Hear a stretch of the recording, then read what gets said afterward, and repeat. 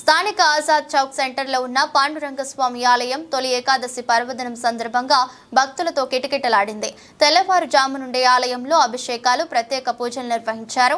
ఈ సందర్భంగా ఆలయ కమిటీ అధ్యక్షులు సత్యనారాయణ మాట్లాడుతూ ఆజాద్ చౌక్ లో ఉన్న పాండురంగస్వామి ఆలయం 1853లో నిర్వహించడం జరిగిందని, బాగా పురాతనమైన ఆలయమని అన్నారు.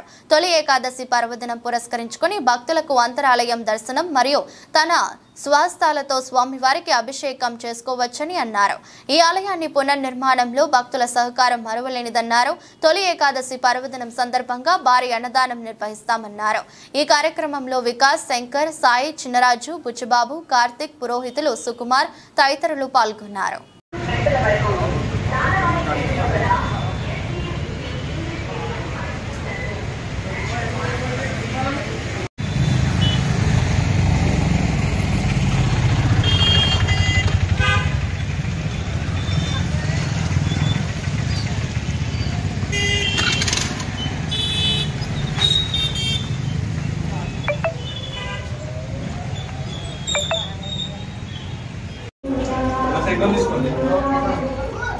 తీసుకోరా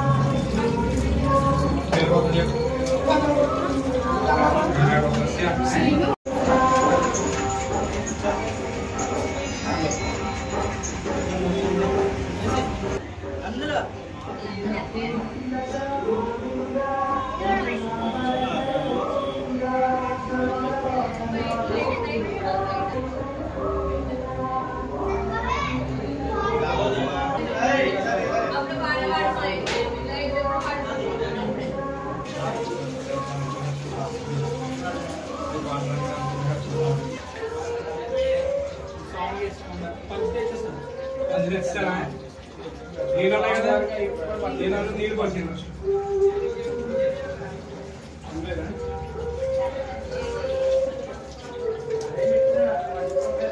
అర్థం చేస్తున్నారు.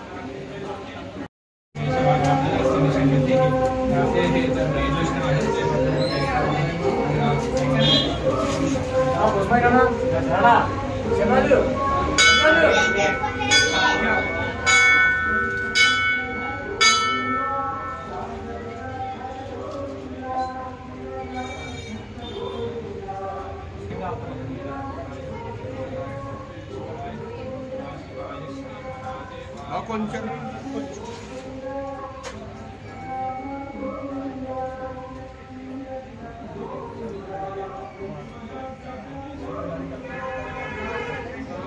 తమ్ముడు అలా యాత్ర ఎలా చూడు, ఇద్దరు ఎలా చూడండి, ఇద్దరు ఎలా చూడమ్మా, నువ్వు కూడా ఒకసారి మీరు కూడా అలా ఉండండి, అక్కడ ఉండండి, అక్కడ ఉండండి, ఎలా చూడండి, ఇలా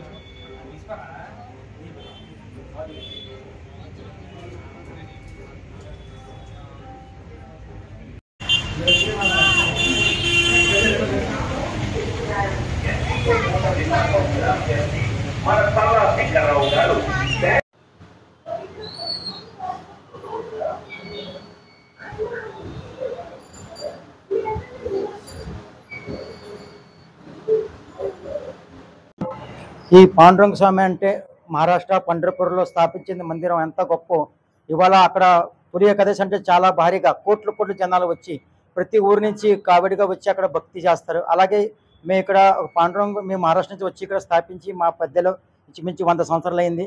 వాళ్ళు కూడా ఈ గుడికి తెలియక చాలామంది అనుకున్నారు. కానీ సంవత్సరం కిందట సత్యనారాయణ గారి ద్వారా మాకు ఈ గుడి ఇక్కడ బాగా రిపేర్ చేయాలని చెప్పేసి మా కోరుతూ మా మరాఠీ సంఘం తరఫున మరాఠీ వాళ్ళ తరఫున తర్వాత ఇక్కడ లోకల్ ఈ వార్డు తరఫున తర్వాత భక్తుల తరఫున గుడి చాలా డెవలప్ చేయడం జరిగింది. ఇవాళ గుడి చూసి చాలామంది భక్తులు పెరిగారు. ఈ భక్తికి ప్రత్యేకత అంటే ఇంచుమించు 100 సంవత్సరాల పైన అయినా సరే ఆయన స్వామి గారు మా చేత చేయించుకున్నారు. అది మా గొప్పతనం. ఇవాళ భక్తులు వచ్చి ఇలా దర్శనం పెడుతున్నారంటే ఆ స్వామి గారు మేము చేసిన పన్ను అనుకుంటున్నాం. ఇలాగే భక్తులు బాగా పెరగాలి అని కోరుతుంటూ అందరికీ నమస్కారం. భక్తులకు నమస్కారం.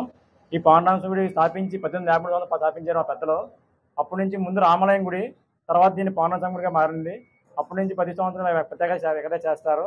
గత కొన్ని సంవత్సరాల నుంచి పాండురంగ భక్తుల వారు 10 సంవత్సరాలు స్వామివారికి అలంకరణ, పూల అలంకరణ, లైటింగ్ కూడా ఈయనే వేస్తారు.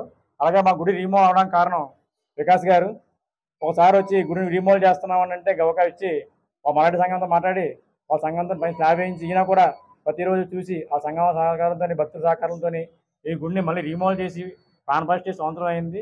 ఈరోజు తొలగాలి కాబట్టి ఉదయం 5:30 నుంచి అభిషేకాలు, తర్వాత 9 గంటలకి ప్రత్యేక పూజలు, మధ్యాహ్నం అన్నదానం, సాయంత్రం మళ్ళీ స్వామివారి కళ్యాణం, రాత్రి 9:30కి స్వామివారికి ప్రత్యేకించి చేజారతి కర్రలు.